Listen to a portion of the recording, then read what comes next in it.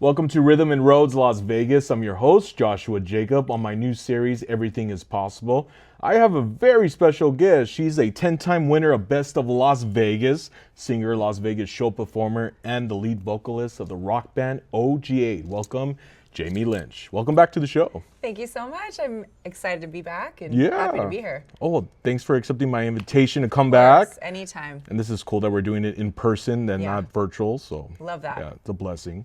But yeah, 10-time winner of Best of Las Vegas. Like, whoa. Well, been doing it a long time. Yeah. Well, still, I mean, that's impressive. Oh, thank you. Yeah, even one would be impressive. So. Well, yeah, thank you. I've been doing it a long time, and I've been fortunate to work with a lot of really great production companies and shows and bands and, you know, all the things over the years that got some recognition. So that was cool. Well, that is cool. Yeah. Well, thanks for sharing about that. Now, before we get into the timeline of your journey, we're going to start with the foundation of Jaime Lynch, of where it all started. Okay, so one thing about my guests, we always want to know just the foundation of where it started, the desire to want to sing, pursue that passion for being on the in the stage and all that. So let's start where you're from. How did it all start for you, Jaime? Yeah, so it all started a million years ago. Oh, whoa, we're going way back in time, guys. Years ago. Galaxies far away, too. No, I actually was born in Cali, raised in Salt Lake City, Utah. Okay, cool. My family moved there when I was 5, and so I grew up in Salt Lake City, Utah, and then moved to Vegas when I was like 19-ish. So again, like 100 years ago. But just kidding, kind of. But no, so grew up in Salt Lake. I grew up dancing and singing, or not singing. Dancing and acting, not much singing. A little bit of singing, but that wasn't my focus. My focus was dance, jazz, tap, ballet, and then I loved to act. So I did some theater work growing up, which included some singing, but again, that was not ever my focus growing up. And then it wasn't until I moved to Vegas that I started to really try to learn how to use my voice and try to learn how to sing and make that transition from a dancer to a singer. But getting into Vegas, basically what that backstory is that I grew up dancing with a friend. We went to the same dance studio all throughout our lives, and she had moved to Vegas and was dancing in a show at the Stratosphere at the time. Oh, wow. Okay. And I just thought that was the coolest thing. Yeah. We went and saw her perform. I was like, oh my God, this is amazing. I want to get out of Salt Lake City, Utah at the time, being 19 or whatever. I'm like, get me out of here. But so I decided that I would come down to Vegas and audition. And so my mom brought me down actually, and I auditioned for a few different shows that week, and then ended up getting into the same show as my friend at the Stratosphere. The same show, huh? Yeah. Wow. And so luckily, because I had a friend, and so I ended up moving in with her. Okay. And her other roommates, and I think back, it's so funny. It was literally a 2-bedroom apartment with how many? Like five of us? Five or six in girls. 2-bedroom? Oh my God. Literally, the bedroom I was in was, I think there was 3 of us. Oh, okay. Sharing a room. Whatever works, right? But I mean, when you're young and you want to make stuff happen, it was like, of course. And it made sense, coming from Utah and then having a friend and moving to Vegas. My dad was totally freaked out, of course. Was he? Yeah, of course. Well, his baby girl's moving to Vegas. Well, like, what are you doing in Vegas? But nothing bad. Right. But yeah, so then I was able to come to Vegas and start performing. And since then, I've been here performing now for decades. And I started out as a professional dancer, dancing in shows on the Strip. Yeah. And then eventually was able to make that transition into a singer. Wow. And now I've been singing, for a long time, doing my thing out here. And I've traveled around as well and, done some other things, but Vegas has always been my home base. Your home. Yeah. Well, thank you for sharing that. It's an incredible journey from the start. But what show was it at the Stratosphere? It was called American Superstars, and it was an impersonator show. Okay. So they had like Michael Jackson and all kinds of, artists. And so we were the background dancers. Oh, you were the background dancers. Yeah. Okay. And so we were dancing all throughout the show. It was 2 shows a night, 6 nights a week. Wow. It was a grind, and I loved it, That's amazing. That's an awesome start of a new chapter, being here in Vegas to be part of a show. Yeah. Just to be part of that. Yeah, it was quite the experience, and since then I went on to do numerous production shows. I mean, most of my history is production shows. Now I do bands, of course, but before that it was production show, like all the way. Wow. Well, before we get into that production shows of what you've done, I want to kind of go back to the transition from Utah to Vegas. I feel there's always the unknown, right? The questions, what is your family going to think? What about you? Like the fear, right? Of like, what happens if it doesn't work out? And, you know, this is an opportunity, but the unknown, how did you get through that? Because we all experienced that, especially something brand new, of a new start, of a new city, the unknown, right? And especially you were 19 at the time. That's like, wow, that's awesome that you even had that boldness, the courage to even look past the fears and the questions, which you probably experienced, but you still went. And that's incredible that you did that. Thank you. Yeah. It's interesting now that you're saying that, because I'm thinking back and I'm like, you know, I was quite, I wouldn't say fearless, but I think I'm more fearful now of the unknown than I was then. Wow, I think then because maybe because I had a friend here and I had a job lined up, and so it just was exciting. Yeah. You know, I don't even remember really being scared. I'm sure I was. I remember being scared to go on stage the first time. Oh, yeah? For the show at the Stratosphere. I was terrified. Oh, my God. Terrified, like shaking, so nervous. Oh. But excited, too. So I think it was more of an excitement. Okay. But, yeah, it's interesting that you say that, because I'm thinking that fear of the unknown, you know, I feel like I have more of that now as an adult. Like, interesting, wow. Than I did then. Than you did then. Yeah.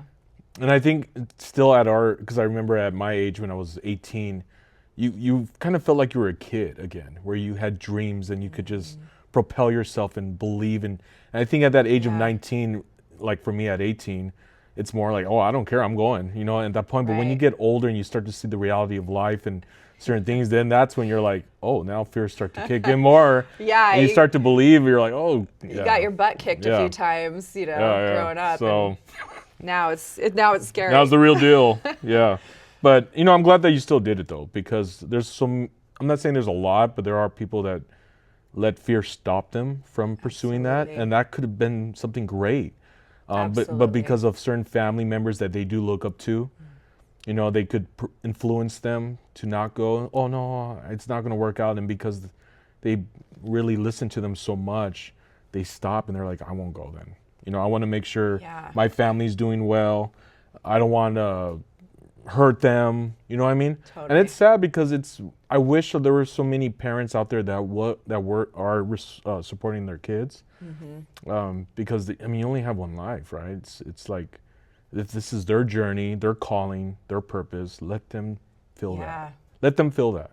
Yeah, you know? I totally agree with that. And it's interesting too, because I do think that, you know, and they say that sometimes the people closest to you, they mean well. You know, like they want to protect you, especially as a parent. I'm sure they just want to protect you and keep you safe. But at the same time, you're almost holding them back in a way if you don't allow them to go and experience that and go for it. Yeah, and be free and learn and discover. And you're so right. I mean, fear stops so many people. And I think for me, I'll just speak from my own personal experience. I think, you know, I definitely allow fear to stop me.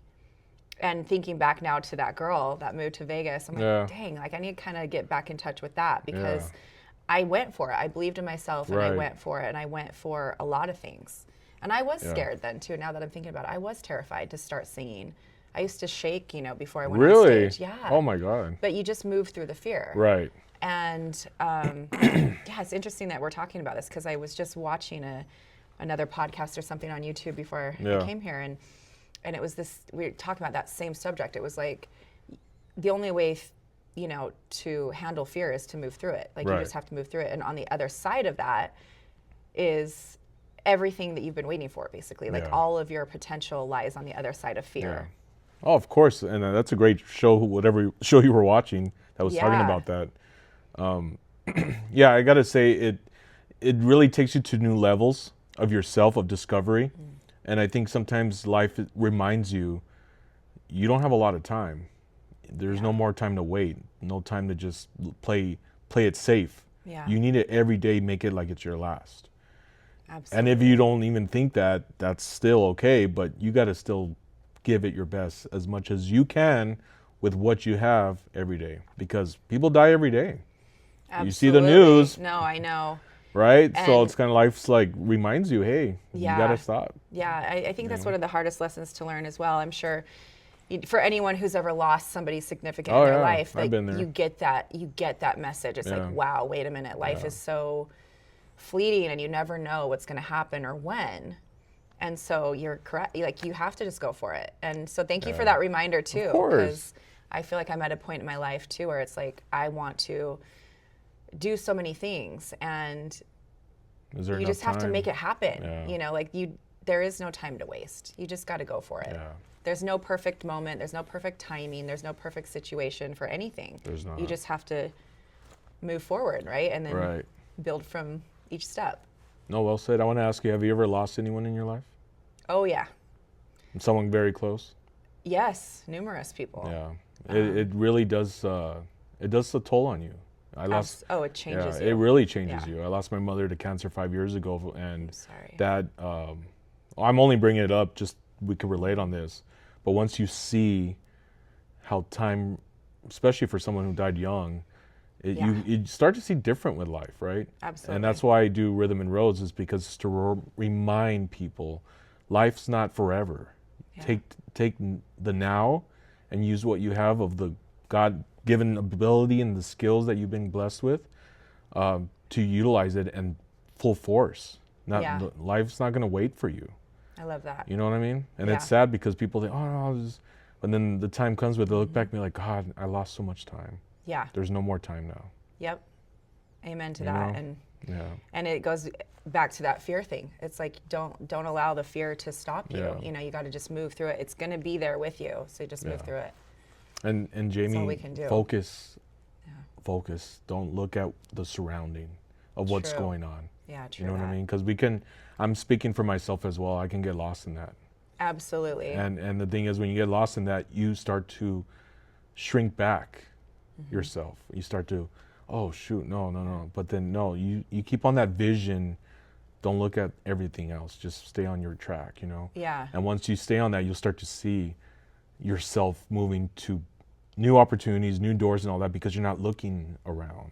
Right. Other stuff going on, you know what I mean? Yeah, totally. And they say, you know, comparison is the thief of joy. Yeah. And it really is. I think too, you know, I think people's superpower lies in their uniqueness. Yeah. You know, and that's the thing that I've learned in the entertainment industry as well, like going on auditions and stuff like that. Yeah. You may walk into a room with, you know, 50 girls that look similar to you. You know, maybe they're looking for this height and, you know, this type of hairstyle. And so you all kind of look the same, but what's going to set you apart? Well, it's you. It's what you bring to the table. Right, it's your cadence. It's your voice. It's your tone. It's your vibe.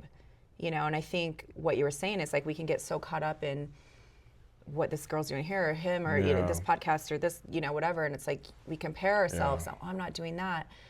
Well, that's okay. You know, we got to focus, like you said, on our path and our journey and stay in our lane, because our lane is magic, just being who we are. Yeah. Like just bringing yourself to it is the magic sauce, I think. Yeah, well said. Yeah, well done. Everything what you said is just perfect. No, thank you. No, I mean, everything was just right. No, but it's so true, and I want everyone to know that. Yeah, just focus on you. Yeah, and it's also like a constant reminder, because even though I can say that and I can know that logically, but even still, like I said, I still have my own struggles with fear and doubt and insecurity and comparison and all of that, you know. So I love that we're talking about this, because it's giving me that boost and that reminder too of course. Hey, and I don't even know why you're even looking. Like, no, you're freaking awesome. Like, stop. I'm human. I know, but no, you're Supergirl. No, thank or woman, you. Sorry. Like the movie, guys. Thank you. Yeah, but we all need a reminder. We all need the seed of hope and have that planted in people, you know? Absolutely. Because everyone needs a reminder of that, and just that support, the real genuine support of each other. You know what I mean? Yeah, it's not important. You know, backlash or talk bad or comparison. No, just support. You know, if they get the award, great for them, and support them genuinely. Don't. Yeah. You know, because your time will come, and life, and that's the thing about life, guys, is life will test you as well. How are you going to handle that person that you're up on stage running for an award, and they get it? How are you going to handle that? Right. Or how are you going to handle that opportunity that you really want for a show, but then the other person gets it, how will you handle that? Because life doesn't just give also, it also wants you to be helping others and giving in your time the appreciation for them, because life will also reward you for that. Right. Yeah. What you're giving, you're going to get, kind of thing. But do it also without expecting. Totally. Okay, well, if I support them, I know I'll get something back. Well, it's not how it works. Yeah. Do it genuinely. Agreed. I'm really happy for you. Not, oh, I'll do that because in my future something will happen. No. It's not how it works. Yeah. Just genuinely look at yourself and say, am I really happy for them? You know, am I really like feeling that, or am I just doing this because it's just, I have to do that? Yeah. And I think too, there's something in like, if you do feel that spark of like, kind of like jealousy or like, you know, it's just a reminder to you that it's just something that you want and that you could have as well. Of course. Like it's in you too, and that's why you're feeling it, you know? Yeah.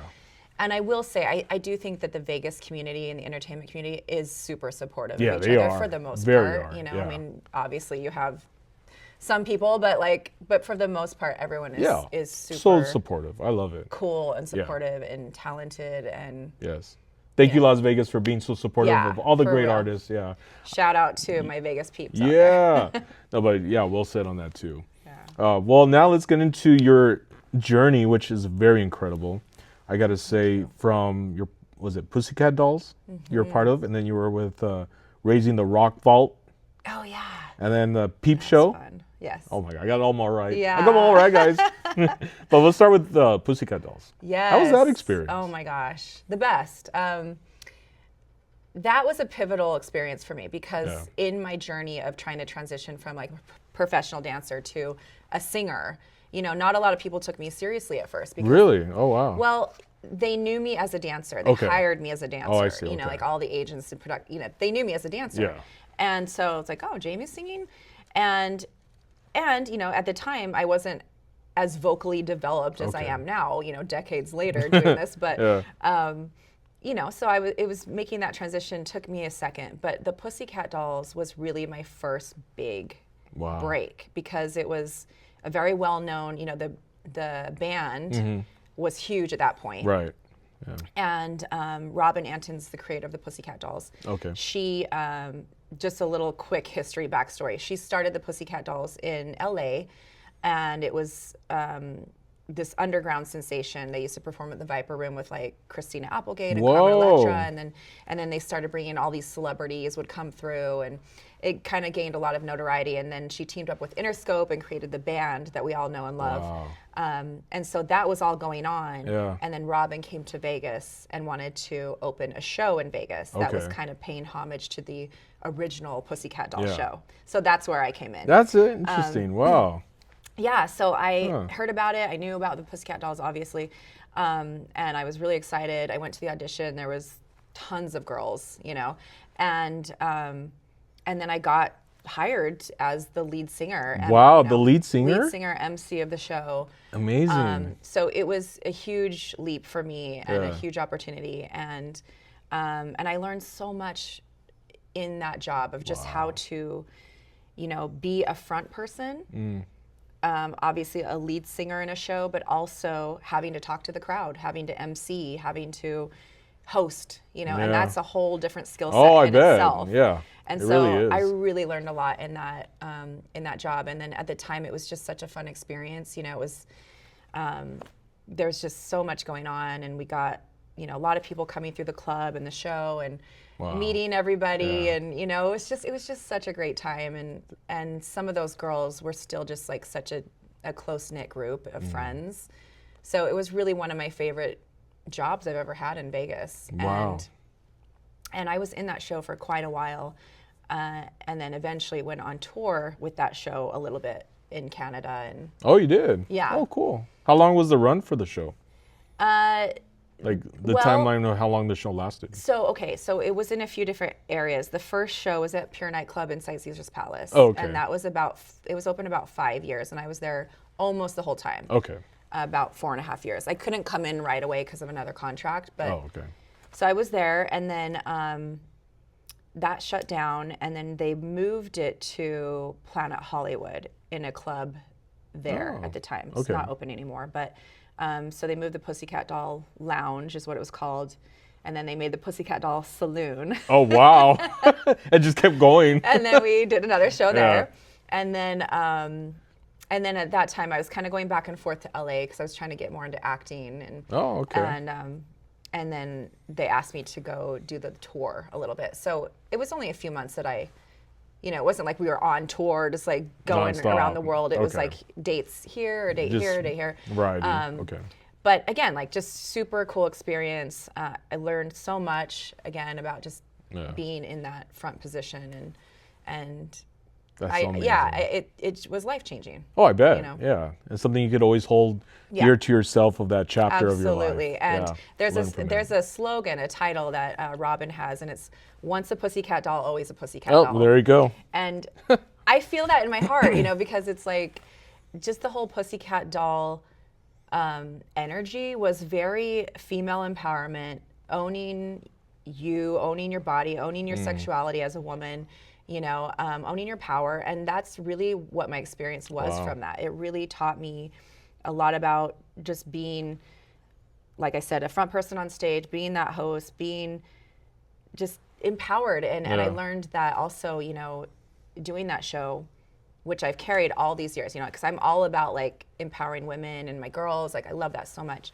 And so when I'm performing on stage, always, I want to connect with everybody, but especially the women. I want to connect with them energetically and let them know that like we're in this together. I'm here with you, girl. Let's have some fun.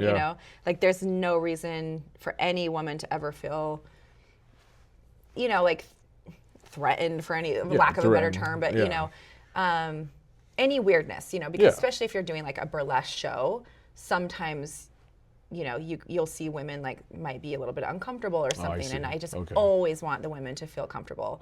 And I've carried that, since learning that in the Pussycat Dolls. I've carried it for years. And wow, you learned a lot in that show. I did. You did. That carried a lot for your future with careers. It was very, like I said, life-changing, career-changing. It opened up a lot of stuff for me, but I would say every show I've done or every job I've done, I try to learn from it and take from it, and I think it's just, like with life. I mean, you just learn from the experience or any job, and then the next one you learn more. And learn more. Just keep going. Yeah, and the beauty of it is those women that were with you, that they taught you something as well. And even if they were there with you for a season, maybe you've still kept in touch with them, and that's great. But there's probably some you haven't.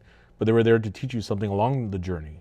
Absolutely. And that's how it is just with people too. In every show you're part of, people will come and go, but there's something about what they'll leave with you. You'll be like, wow, I remember that. Yeah. And that helped me along my way there. So. Yep. And even the bad stuff. Even the bad stuff as well. Even the bad experiences. Like I see how, in the long run, that actually worked out the way it was supposed to. Exactly. For whatever reasons. There's always a reason behind everything. So if someone's out there struggling, just know that there's a higher purpose and a reason that you can take from it later. Oh yeah, we'll definitely get into more of that, guys, later. But yes, well said on that. Do you want to share the other shows as well, or you want to just move forward on? It's up to you. I'm cool with it. I just don't know. I mean, like I said, I did production shows for quite a while. The Raising the Rock Vault. Raiding the Rock Vault. Oh, I'm sorry, Raiding. Yeah, no, that one, I love doing that show. And I just came as a swing. I wasn't like a permanent fixture in that show.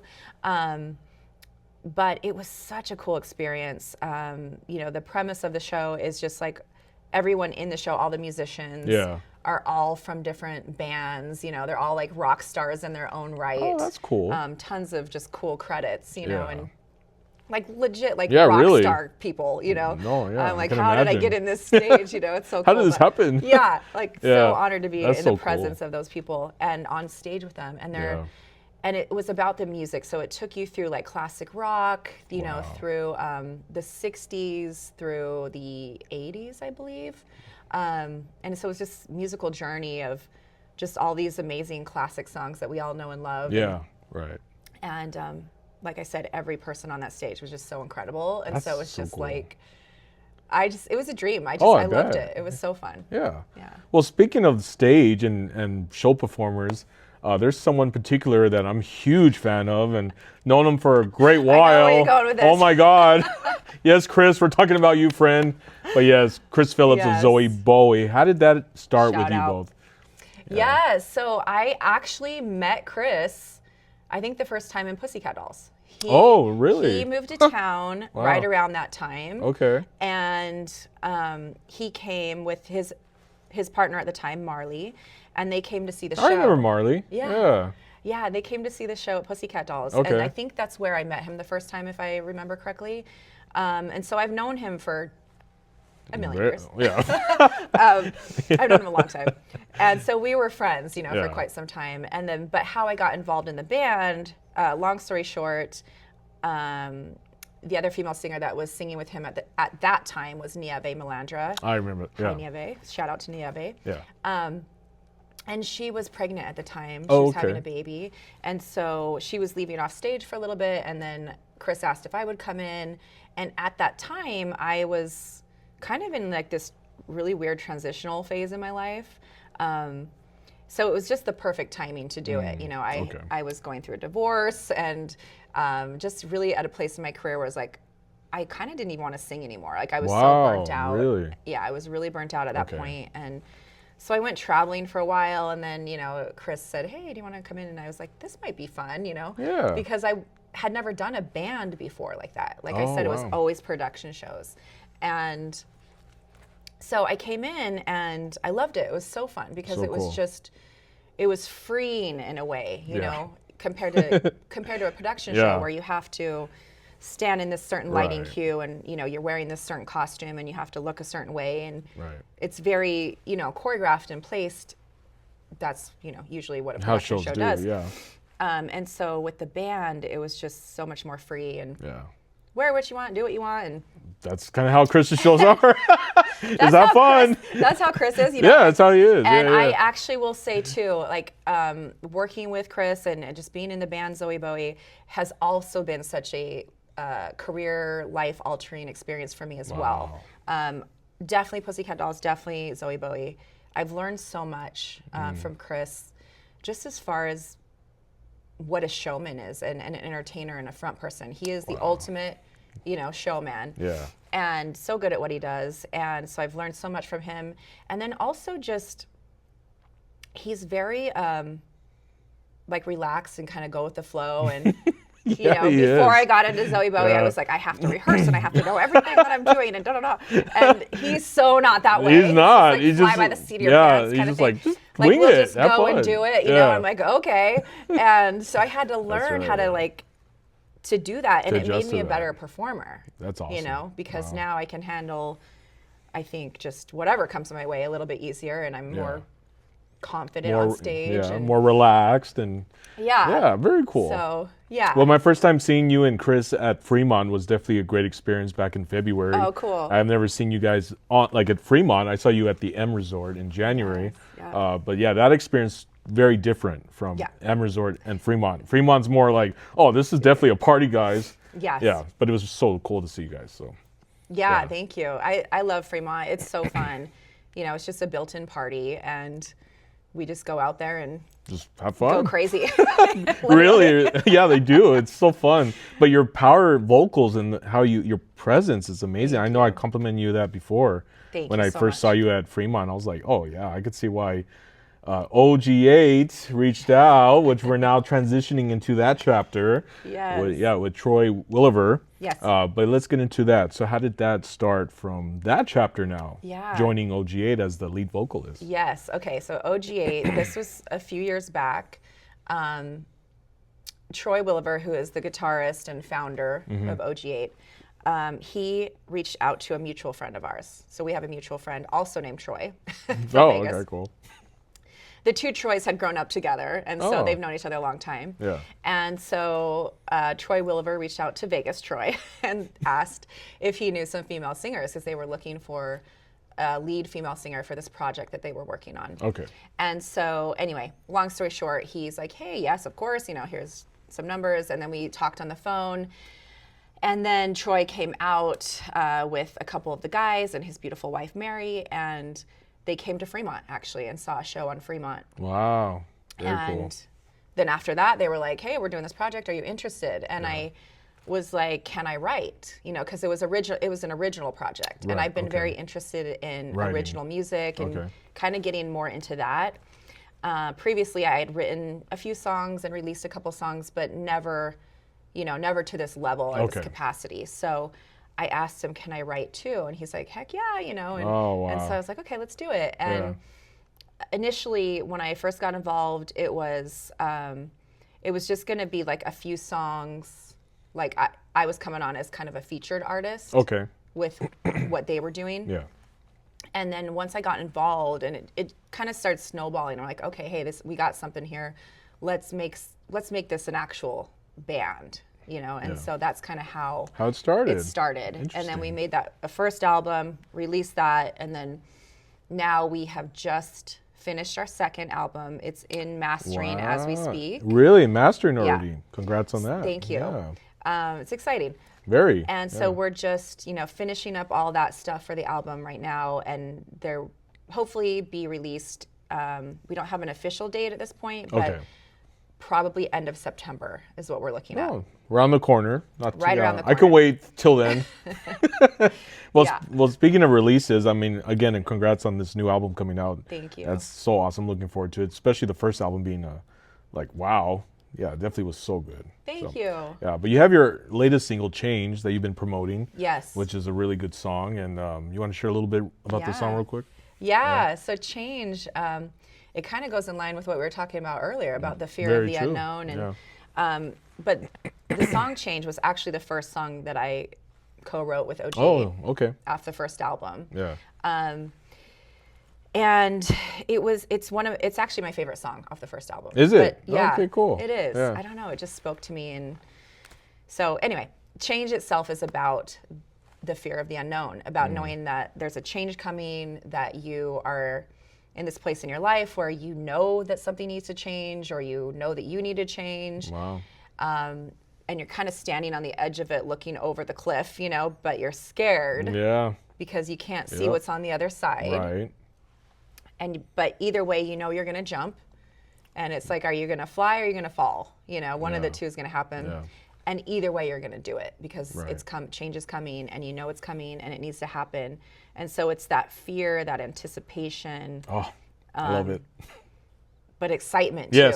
Yes. I'm already in excitement. We're about to open those doors and conquer. Yeah, that's what Change is about. And check it out, please. It's please do, guys. It's really good. I love that song. Yeah.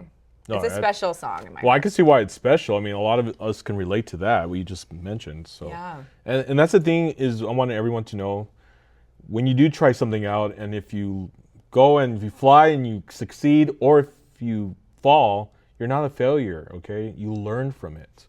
Absolutely. You learn from it. You're not a failure, okay? So don't feel like because you didn't achieve it or it didn't work out, you should stop. You learn from it, you better yourself, and then you keep going and you learn. Life's all about learning, so. Yeah, absolutely. It's that growth mindset versus the fixed.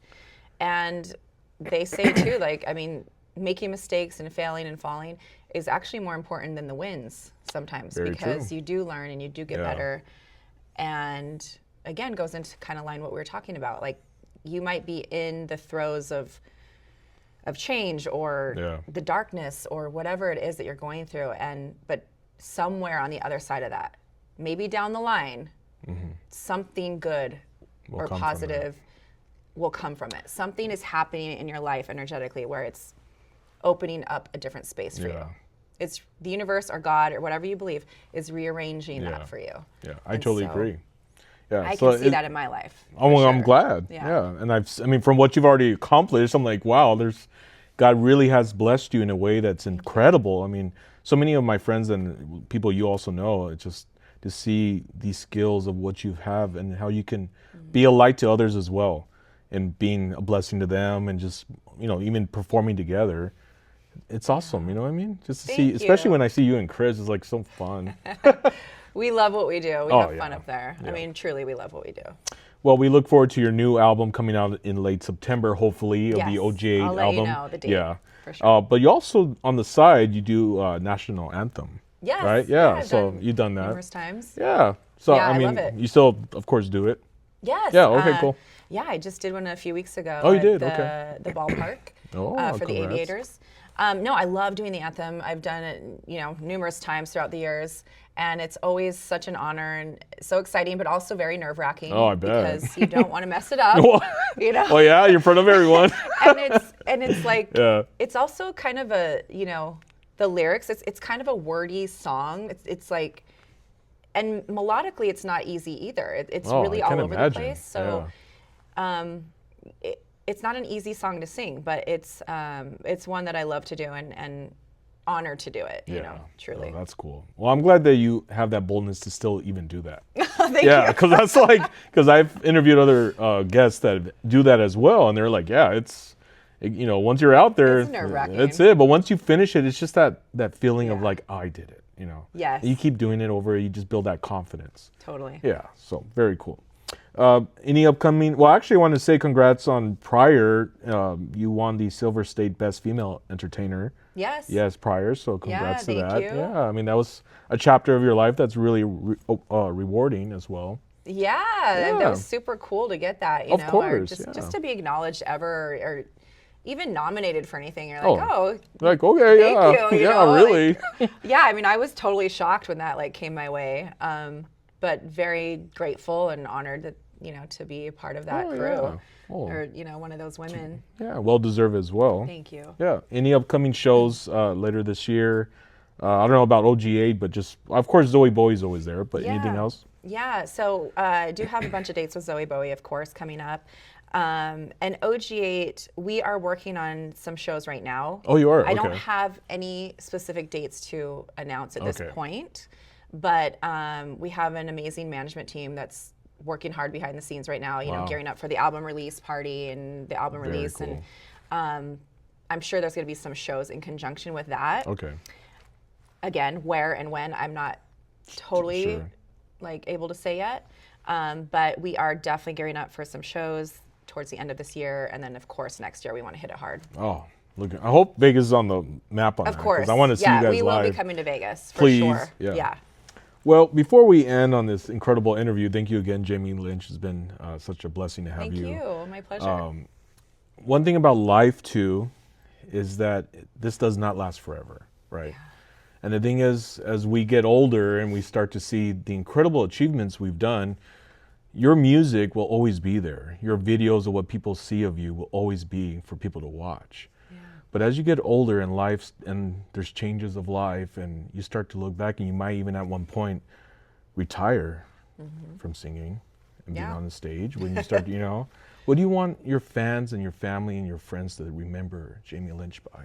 Not that not that you died, but just kind of like, hey, I stopped, right? I stopped performing and I'm just retired, but what do you want them to remember? The great shows and the memories.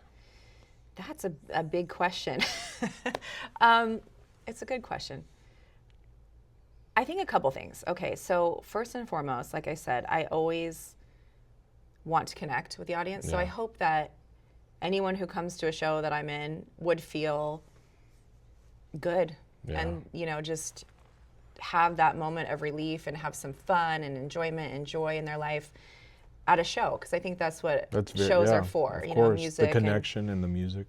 Yeah, I mean, life can get so hard, and especially these times are so crazy that I feel like it's just that little bit of release for people, and it's definitely a release for me. Oh, of course. You know, I love going on stage and just having fun and being free in that way, and helps detox stuff too from your personal life. And it's really this stuff. Energy exchange. I think we've talked about this before, but it's this energy exchange with the audience, and so I hope that anyone who comes to our shows just feels joy and fun and connection. And farther than that, you know, as far as me, I hope that they would think I'm kind, you know, and I'm human. Like, I've made a lot of mistakes, and I look back and I'm like, God, I should have done that, or I should have said that, or whatever. But I'm learning, you know, and I always try to tell people, I do believe that if you have a dream on your heart or just something that you're drawn to, I always encourage people to go for it. You know, awesome. Like, there's a reason that it's there. Right. It doesn't mean you have to make it your career or your calling or anything, but it's a nudge to go in that direction, and then I believe that other doors or pathways will reveal themselves. So even if you don't really know the how or exactly where you're going, if there's something that is pulling you or that you're interested in, try it. Yeah. And it might open up some other type of door Right. and lead you down a different pathway. And you won't know that unless you try. And so I'm always encouraging people to go for it. And I just feel like, especially on my journey, coming from, you know, being a professional dancer and having that be the focus, Yeah. and then learning how to use my voice and kind of make that transition over a period of time. Right. You know, I didn't really learn how to sing until I was in my 20s. Wow. And so I believe truly, like, if I can figure out how to do it, I truly believe like anyone can do that. Right. No, you know? I agree. So I always encourage, especially like dancers that want to sing, go for it. If I can do it, you can do it. And so I would want hopefully that message to get through. And I'm so grateful for you asking that, because again, I'm kind of in a place in my life too where I'm doing all these new scary things, you know, and even though I have a lot of experience performing, I still get nervous, I still get scared. And so this is just a beautiful reminder for me as well that, okay, you know, this is the message. This is what I want to do. Yeah. And I want to do all the things in my life. Do it, girl. And yeah, I want to do it all. And like, you know, No limit. time is not slowing down. Yeah, As it's you not. get older, I feel like it goes faster. Yeah, Really, yeah. truly. Like I can't believe, you Yeah. know, where I'm at. But it's like, okay, I still want to do all these things. So go out and do it. Yeah. So yeah, I Well, think that's my message. No, that's definitely a long message message. received. Thank you. I want to say thank you for being the voice, a beacon of hope and a light to so many artists. Thank you. So many people here in Vegas and outside of Vegas as well. By your journey and your experience, you are, who knows who you're touching. You don't know who, but even by this interview can be like, thank you, Jamie, for being bold and sharing that, because now I have a dream and I'm going to fulfill it. Oh, thank you. You never know. Exactly. And thank you for, you know, giving us this platform and Of course. and holding that space. It's No, important. it's such a pleasure to do this with amazing artists and people I've met along the journey that I'm blessed to hear everyone's story. Thank you, Las Vegas and everyone. Prior to my interviews, it's been such a beautiful journey. So yeah, thank you. Well, thank you. That was like a really deep, God, I'm like, should we stop there? Which we're going to conclude on that. But, you know, I want to get into a little more the side of the 90s. Lately, I've been remembering a lot of the 90s. Yeah. Yeah, I mean, good era. Oh, it was a great era. Like, guys, there's so many Loved cool it. bands and Totally. pop groups that came out of that. But what was the memories of you like with certain rock bands and pop groups that you liked? Gosh. And you don't have to name all of them, just like one or two. Oh yeah, no, I mean, excuse me. So during that time, I'm trying to think, well, I was still pretty young at that point.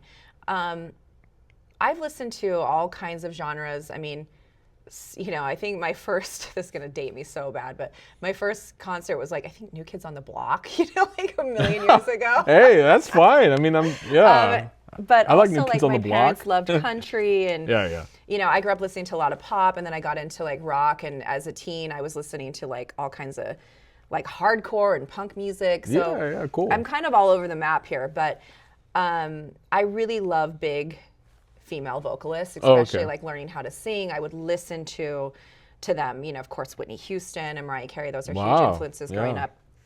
And even Christina Aguilera and Kelly Clarkson, because right around that time, in the 2000s, I would say, I was starting to learn how to sing. And so I would listen to these female singers and try to break down what they were doing, you know, as far as like how to do a run and how to, you know, and I could hear similarities in some of our tone, and it helped me to be able to, you know, kind of just learn how to use my voice. How to use the instrument. Interesting.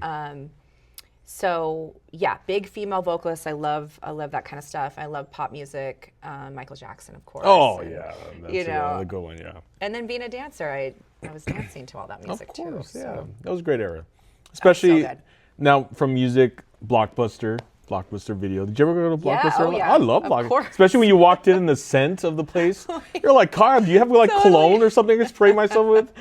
Totally. was They fun. had like the candies and like you could buy your whole movie experience. Yeah. And when they tell you, oh, you have a free movie, you want to use it? Of course. And hope to God that the movie you want is there. Yeah, the anticipation when you show up because of the release day. Yeah, there's like no movies left. Yeah, and you look and it's all blocked. You're like, damn it. Yeah, kids these days will never know. They will never know. But it just was fun just to go, get in your car and drive just knowing that new movie's out. Yeah, the new game's out. Right. Let's go to Blockbuster and get a movie and go watch that Saturday night. Of course. Let's get a Pizza Hut and Coke, cherry Coke. Those were those days, man. Yeah.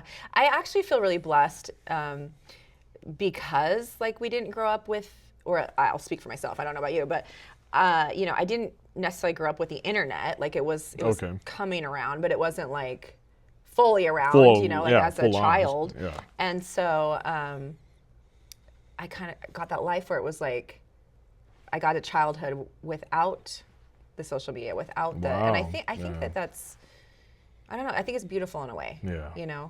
And I always reminisce with my brother about like childhood stuff, or like, remember this, and this toy, and oh yeah, these were the days. Same. I mean, there was a part in my chapter where I didn't have a lot of internet, and we would just go out and have fun with your neighborhood friends, and just kind of and go to amusement parks. I need to call my mom or dad to pick me up. Use the payphone.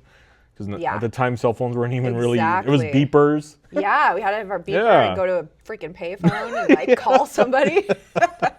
Yeah, and when they show up, you're like, hope I could see them. Oh my God. Yeah, so it was cool. But yeah, that era was just so great. It was different in a way that was so like it was simple. It was more pure. And there was so much more connection with people, I feel, because there was not a lot of social media. I'm not saying you're not. It was just different, and I think a lot of people can relate. Yeah, totally. It was just fun at the time. Yeah, it's definitely a different world, and I have a young daughter, and it scares me. It scares me of like how to navigate. Oh wow. This with her. Yeah. Because again, I didn't have that as a child, so how do I navigate the social media and YouTube and like her screen time, and it's a different world. That is different. It's kind of as a parent,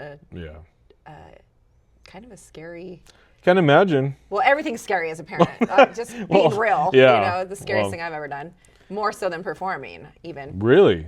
Yeah, being a parent is the most rewarding, but also terrifying because you just, again, want to protect them and you want to make sure they're okay. And it's like, this world is so scary sometimes, and people can be not nice, and, No, true. So. It's real quick, speaking of your daughter, is she on the journey like with you with singing or anything? She loves to sing and dance. Oh, okay. And I've had her in some dance classes. She's not in right now, but yes and no. I don't know, what I'm kind of like with her, whatever you want to do.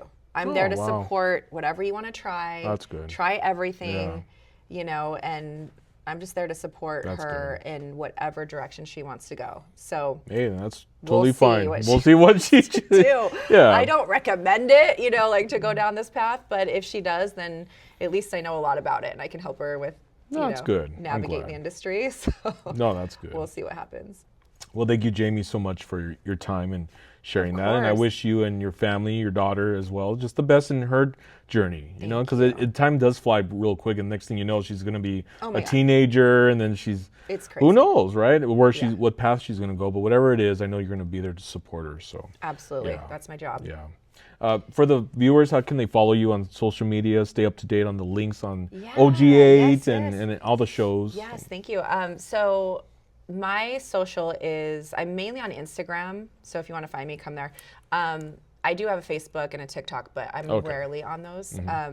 So it's I am Jaime Lynch, and Jamie is spelled Jaime, and Lynch Lynch. So Jamie is like Jaime. A lot of people spell it wrong, Well, not wrong, but just a different way. I have a different spelling. Oh, okay. Thank you, Mom. No. Okay. I'm kidding. No, actually, someone told her that was the girl way to spell it, so she switched the spelling. Oh, interesting. Okay. Anyway, that's a useless piece of information for you guys. But I am Jaime Lynch. You can find me on all the socials. And then as far as OG8 goes, same. You can find Instagram, Facebook, TikTok, and if you go to the website, I would say og8music.com. That's kind of the hub of everything. You can find everything there, all the links to the socials, all the new music, all the links to all the, everything. So anything you want to know about OG8, go to og8music.com. You can find everything there. Awesome. All righty. Yeah. And shout out to Troy Williver and Chris Phillips. Thank you also for what you do for OG8 and for Las Vegas, Chris, with Zoe Bowie. Thank you again. Guys, if you'd like to share your story on Rhythm and Roads Las Vegas, my Instagram is Joshua Jacob Official. I believe every story matters. Every story can impact someone's life by either them starting a new dream, resurrecting an old dream, or on the edge of giving up. And so one story like Jamie's story can be that light of beacon of hope to remember to press on and be fearless and go for what you want in life, because we don't have a lot of time. So go out and do that. Live your life. All right, guys. Well, this is Joshua Jacob with Rhythm and Roads Las Vegas. Thank you again for watching. Thank you again, Jaime Lynch. And I'll catch you on the next episode, guys. We'll see you next time.